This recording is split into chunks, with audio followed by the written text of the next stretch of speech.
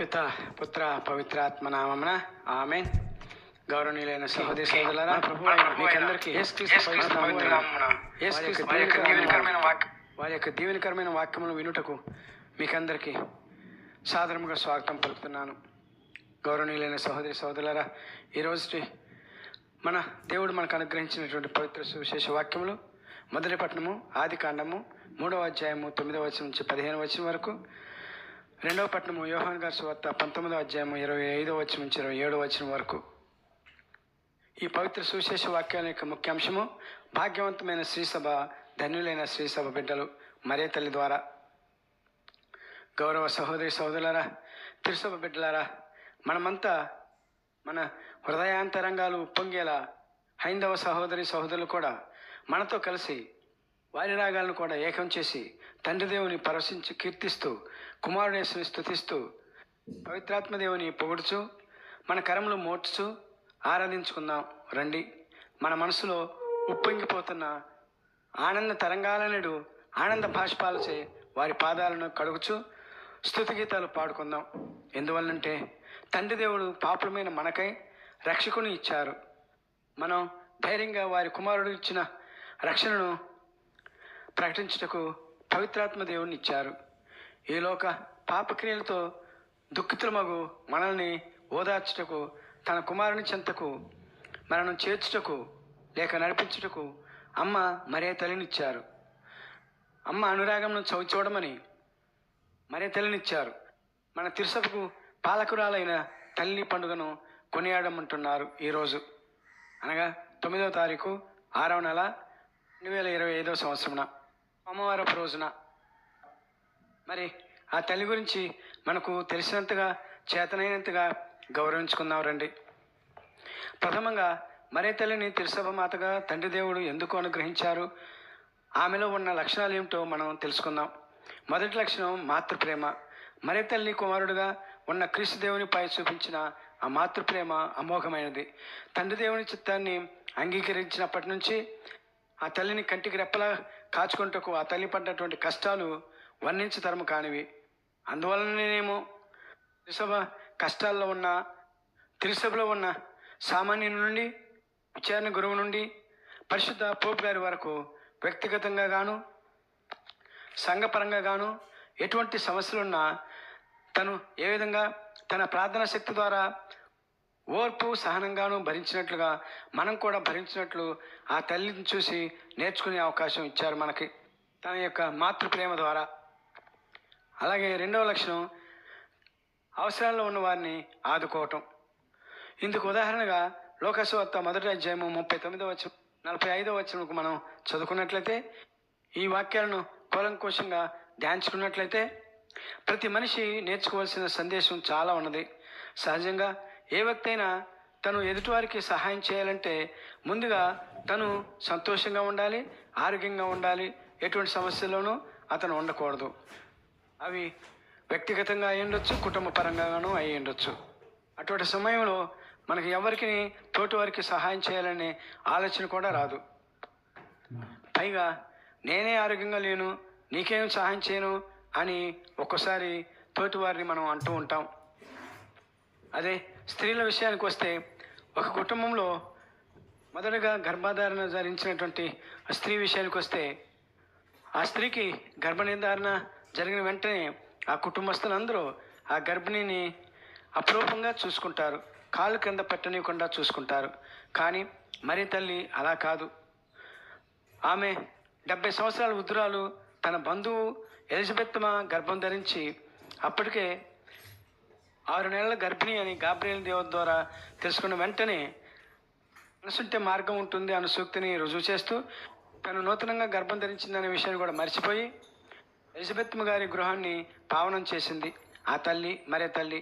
అయితే మరే తల్లి ఎలిజబెత్తమ గారి ఇంట్లోకి ప్రవేశించగానే మరే తల్లి గురించి ఎలిజబెత్తమ గారు పొందిన దైవానుభూతి, ఆ మరే తల్లి కన్నా వయసు పెద్దది అయినప్పటికీ కూడా ఆమె మరే తల్లిని స్త్రీలందరిలో ఆశీర్వదింపబడిన అనువు, నీ గర్భఫలము ఆశీర్వదింపబడెను, నా ప్రభువు తల్లి నా యొద్దకు వచ్చుట నాకేలా ప్రాప్తించును అని ఎంతో గొప్పగా పవిత్రాత్మ సర్వస్వం యొక్క ప్రేరణ పొంది మరే తల్లిని స్తుతించింది. దేవుణ్ణి ఆరాధించింది. ఈ విషయాన్ని మనం లోక సువార్త 1వ అధ్యాయం 43వ వచనంలో చదువుతాం. ఈ సువార్త వచనంలో మనం హృదయాల్ని ఆకట్టుకునే ఒక పదం ఉన్నది. అదేమిటంటే నా ప్రభువు తల్లి. ఈ 2 పదాల ద్వారా తన కుటుంబము ఆరాధిస్తున్న తండ్రి దేవుని తలంచుకున్నారు, అలాగే గౌరవించుకున్నారు. ఇక్కడ ప్రతి క్రైస్తవుడు తెలుసుకోవాల్సినటువంటి గొప్ప సందేశం ఒకటి ఉంది. అదేంటంటే ఆ తల్లిని లేక మరీ తల్లిని గౌరవించడం ద్వారా పరోక్షంగా తండ్రి దేవుని గుర్తించుకుంటున్నామనే విషయాన్ని మర్చిపోకూడదు. అనగా మరీ తల్లి దేవుని చిత్తానుసారంగా వారికి తల్లి అగుటకు అంగీకరించడం వలన ఆ మరీ తల్లికి అంతటి గౌరవం దక్కింది. ఈ విషయాన్ని మేము క్రీస్తు నమ్ముతున్నాము అను ప్రతి విశ్వాసి మరీ తల్లిని గౌరవించాల్సిందే, సత్యాన్ని తెలుసుకోవాలి. ఆ తల్లి యొక్క ధన్యతకు ఆమెను శ్లాఘించాల్సిందే. అలా గౌరవించినట్లయితే వారి క్రైస్తవ విశ్వాసం ఫలించని అంజూరపు చెట్టు వలె ఉంటుంది. గౌరవనీయులైన సహోదరి సహోదరులారా, అంతేకాకుండా మరొక గొప్ప సందేశం ఈ లోకగారి సువార్త 1వ అధ్యాయము 39వ వచనం 45వ వచనం మనం చూసుకున్నట్లయితే ఇంకో గొప్ప సందేశం ఉంది దీనిలో. అదేంటంటే మీరు విశ్వాసంతో తండ్రి దేవుని విశ్వసిస్తూ కష్టాల్లో ఉన్నట్లయితే దేవదూత మరియమ్మ గారికి వృద్ధురాలైన ఎలిజబెత్తమ్మ గర్భంతో ఉన్నది అను ఈ వచనమును ఎలిజబెత్తమ్మ వయసు పరంగా వృద్ధాప్యంలో గర్భం ధరించడం అనే విషయం అనూహ్యమైనటువంటి సంఘటన. ఈ విషయాన్ని దేవదూత మరియమ్మ గారికి చెప్పిన విధముగా నీవు నేను కూడా విశ్వాసాలుగా లేక విశ్వాసగా కష్టాల్లో ఉన్నట్లయితే ఈ విషయాన్ని ఆమెకు దేవదూత ద్వారా తండ్రి అయిన యెహోవాదేవుడు తెలియజేస్తారు. ఈ విషయాన్ని తెలుసుకున్న మరియమ్మ తల్లి ఆ సందర్భంలో నీ గృహానికి సందర్శిస్తారు. మరి తల్లి మీ గృహానికి వచ్చినటువంటి అనుభూతిని నువ్వు తప్పనిసరిగా పొందుతావు. ఎందుకో తెలుసా గౌరవనీయులైన సహోదరి సహోదరులారా, అలా దేవుని సందేశాన్ని అందుకొని నీ ఇంటికి వచ్చిన మరీ తల్లి వచ్చినప్పుడు మరీ తల్లి ఒక్కడే నీ ఇంటికి రారు. ఒకసారి ఎలిజబెత్తమ్మ గారి యొక్క మాటలు విందాం. లోకగారి సువార్త 1వ అధ్యాయం 41వ వచనంలో ఎలిజబెత్తమ్మ పవిత్రాత్మ దేవునిచే ప్రేరేపించబడ్డారు. అనగా మరీ తల్లితో బాలయేసయ్య మరియు పవిత్రాత్మ సర్వేశ్వరుడు వచ్చారు. అనగా ఎక్కడైతే మరీ తల్లి ప్రతిమ ఉంటుందో, ఏ గృహంలోనికి అయితే మరీ తల్లి వస్తారో ఆ ప్రాంతంలో లేక ఆ గృహంలో యేసుక్రీస్తు దేవుడు మరియు పవిత్రాత్మ దేవుడు ప్రవేశించి ఎలిజబెత్తమ్మ గారికి సహాయం చేసినట్లుగా మీ గృహంలో కూడా అవసరం ఉన్న వారికి సహాయం చేస్తారు. ఇందులో ఎటువంటి సందేహం పడడం అవసరం లేదు, సందేహమే ఉండకూడదు. అందువల్లే ఆ దేవుని తల్లి మరి యొక్క ప్రతిమలను తప్పనిసరిగా ప్రతి దేవాలయంలో అనగా రోమన్ కథోలిక దేవాలయాల్లో దివ్య మందసమునకు బదులుగా గ్రామాల్లో ఉన్నటువంటి చిన్న దేవాలయాల్లో మరి తల్లి ప్రతిమను ఉంచుతారు. ఇక ఈ విషయమే కాక గౌరవనీయులైన సహోదరి సహోదరులారా, నీకు యేసుక్రీస్తు మహిమను గురించి తెలుసుకోవాలనుందా? ఒక్కసారి లోకగారి సువార్త 8వ అధ్యాయము 19వ వచనము మరియు మత్తయి గారి సువార్త 12వ అధ్యాయము 46వ వచనం నుంచి 50వ వచనం వరకు మరియు మార్కు గారి సువార్త 3వ అధ్యాయము 31వ వచనం నుంచి 35వ వచనం చదివినట్లయితే ఈ వచనాల్లో ఒక తల్లి తన కుమారుడు దూర ప్రాంతాల్లో ఉన్నప్పుడు ప్రజాదరణ పొందుతూ ప్రజల చేత గౌరవింపబడుతూ ఉంటే ఏ తల్లి హృదయం మాత్రం ఉప్పొంగిపోదు, ఏ తల్లి మనసు మాత్రం పరవశించిపోదు, తన కుమారుని ఏ తల్లి మాత్రం చూడాలని అనుకోదు, ఆతృతపడి ఉండదు. తనతో పాటుగా తన బంధువులు కూడా పేరు ప్రఖ్యాతాలు గడిస్తున్న తన కుమారుని చూపించి తన యొక్క కుమారుని యొక్క ప్రతిష్టను పెంచాలని అనుకోదు. గౌరవనీయులైన సహోదరి సోదరులారా, మీరే ఆలోచించండి. ముందుగా మనం చెప్పుకున్నటువంటి ఈ స్వార్థ వాక్యాల్లో మరి తల్లి ఈ పనే చేసింది. అలాగే ఏ విశ్వాసి అయితే దేవాదేవుడు మహిమాన్వితుడు అద్భుతకారుడు దయామయుడు స్వస్థకారుడు క్రీస్తు పరిచయం పెంచుకోవాలన్నా, వారి దైవశక్తి అద్భుత శక్తులు చూడాలన్నా మరి తల్లిని మీరు పరిచయం చేసుకుని విశ్వసించి ప్రార్థన చేసుకున్న తప్పనిసరిగా మేము తన కుమారుని వద్దకు తీసుకుని వెళ్తుంది. తన కుమారుని యొక్క ఘనతను కళ్ళారా చూసి విశ్వసించేలా మీకు సహాయం చేస్తుంది.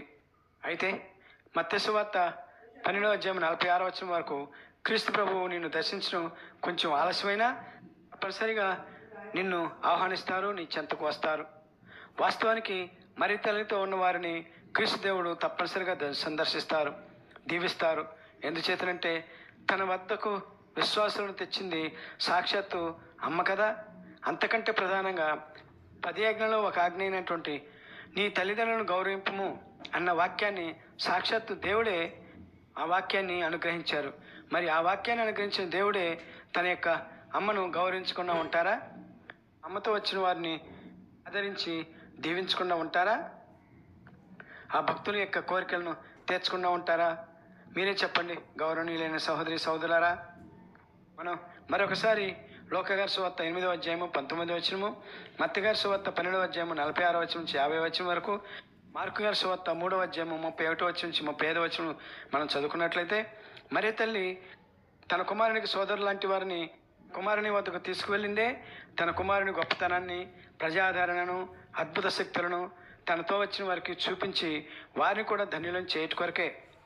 అసలు ఈ వాక్యాలను ఇంకా నిశ్చితంగా పరిశీలిస్తే మరే తల్లి తండ్రి దేవుని చిత్తాన్ని నెరవేర్చింది అని మనం చెప్పుకోవచ్చు. మత్తయి సువార్త 12వ అధ్యాయము 50వ వచనం ప్రకారము.